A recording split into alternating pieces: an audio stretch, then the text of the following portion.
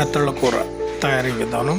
ముందుగా మెత్తళ్ళు తీసుకొని వచ్చి గల్లు ఉప్పు వేసి బాగా కలిపి బాగా కలపాలి.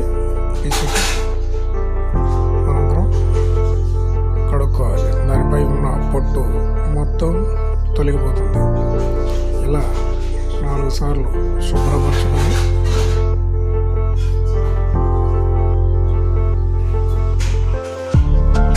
చేపలకు ఉన్న పొట్టు చూడండి ఎలా ఉందో. అది మామూలుగా ఉంటే కనపడదు. గల్లు ఉప్పు వేసి కడిగితే కానీ బయటికి రాదు ఆ పొట్టంతా. ఇలా 4 సార్లు కడుక్కుంటే మొత్తం శుభ్రపడి తెల్లగా తయారవుతుంది.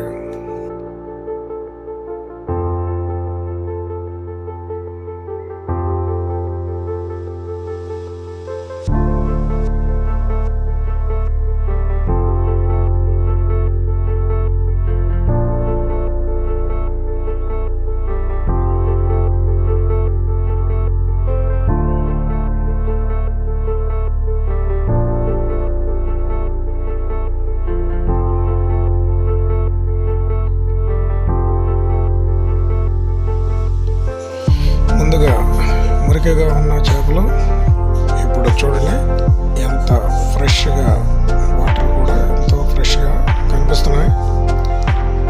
ఇలా వచ్చే వరకు కడుక్కోవాలి మనం. ఇప్పుడు ఎటువంటి స్మెల్ కానీ ఎటువంటి పొట్టు కానీ ఉండదు. వీటికి పొట్టుంటే కనిపిస్తుంది చేతులు. వాటర్ పైకి తేలుతుంది పొట్టు. శుభ్రంగా కడుక్కున్నాక ఒక ప్లేట్లోకి తీసుకొని సాల్ట్, తర్వాత పసుపు, చిటికెడుగా కారం, మెంతిపొడి వేసుకొని బాగా కలుపుకోవాలి. కలుపుకున్న తర్వాత కొంచెం ఆయిల్ వేసుకొని మళ్ళీ కలుపుకోవాలి. ఇలా కలుపుకున్న తర్వాత పక్కకు పెట్టేసుకొని ఒక బౌల్లో నూనె పోసుకొని తరిగిన ఉల్లిపాయ ముక్కలు, తరిగిన పచ్చిమిర్చి వేసుకొని బాగా వేయించుకోవాలి.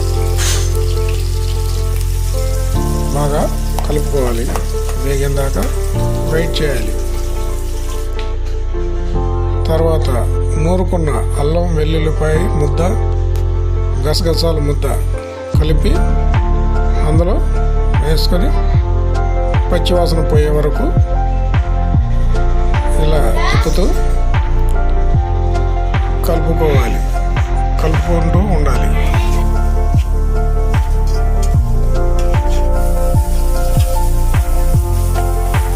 బాగా వేగిపోతుంది.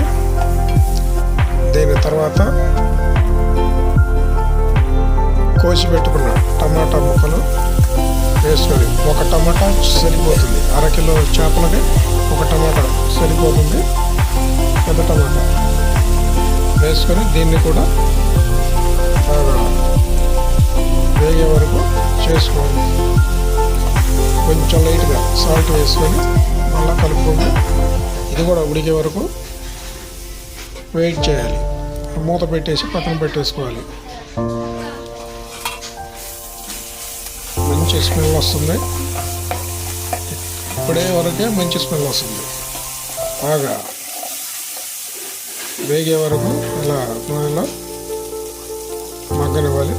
మళ్ళీ కారం వేసుకోవాలి.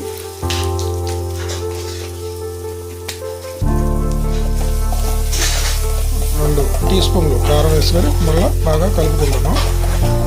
ఇలా కలుపుకుంటూ వేగనివ్వాలి. మనం ఆల్రెడీ తయారు చేసుకున్న చింతపండు రసం పోసుకొని బాగా కలుపుకోవాలి. అంత చక్కగా కలుపుకొని దీనిని బాగా బాయిల్ అయ్యే వరకు వెయిట్ చేయాలి. మూత పెట్టేసుకొని బాగా బాయిల్ అయిపోయింది. ఇంకొంచెం సేపు బాయిల్ అవన్నీ ఇచ్చేసి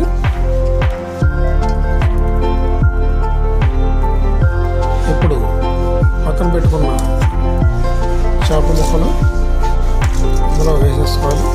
ఈ మెత్తళ్ళు, చిన్న సైజు మెత్తళ్ళు అంటారు దీన్ని,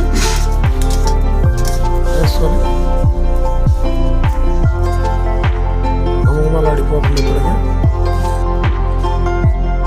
చాలా గుమగుమలాడుతుంది.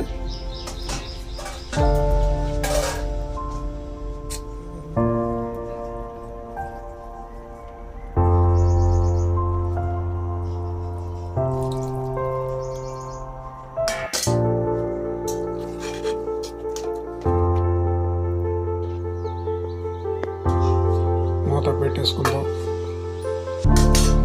కాసేపు అయిన తర్వాత మళ్ళీ మూత తీసి చూసి గుమగుమలాడే వాసనతో తయారైపోయిన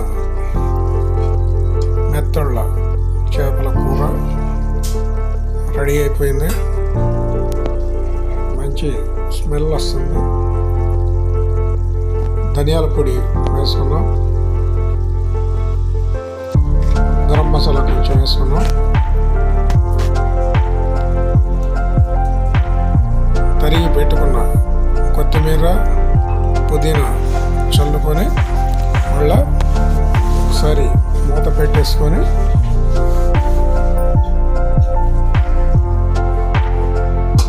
కాసేపు అయిన తర్వాత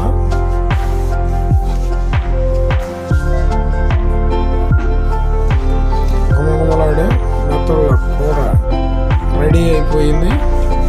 దాని వాసనకి మైండ్ బ్లోయింగ్ అయిపోతుంది. చాలా సూపర్గా ఉన్నాయి. ముక్కలు కూడా చాలా చెదరకుండా సూపర్గా ఉన్నాయి. వేడివేడిగా ఇప్పుడు పడుతున్న వర్షానికి వేడివేడి అన్నం, వేడివేడి కూర రెడీ చేసుకున్నాం. మా బుడ్డోడు ఈ చేపల కూర తినడానికి ఆసక్తి చూపిస్తున్నాడు. చూడండి ఎంత నీట్గా ఉందో ముక్క, ముళ్ళు కూడా లేవు. చిన్నపిల్లలు బాగా తినొచ్చు. ఈ మెత్తళ్ళ కూర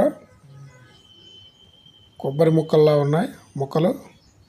చూడండి మా బుడ్డోడు తింటున్నాడు. వీడు తినకముందే సూపర్గా ఉందని చెప్పేసి చెప్తున్నాడు. అందరూ కలిసి ఒక లైక్ చేయండి మా బుడ్డోడు కోసమైనా. ఓకేనా? బాగుందంట, చాలా బాగుందని అంటున్నాడు. చాలా చూడండి, అబ్బా ఎంత బాగుందో. కొబ్బరి ముక్కల్లాగా వచ్చేస్తున్నాయి ముక్కలు. చూడండి, మధ్యలో ఒకే ముళ్ళు ఉంది.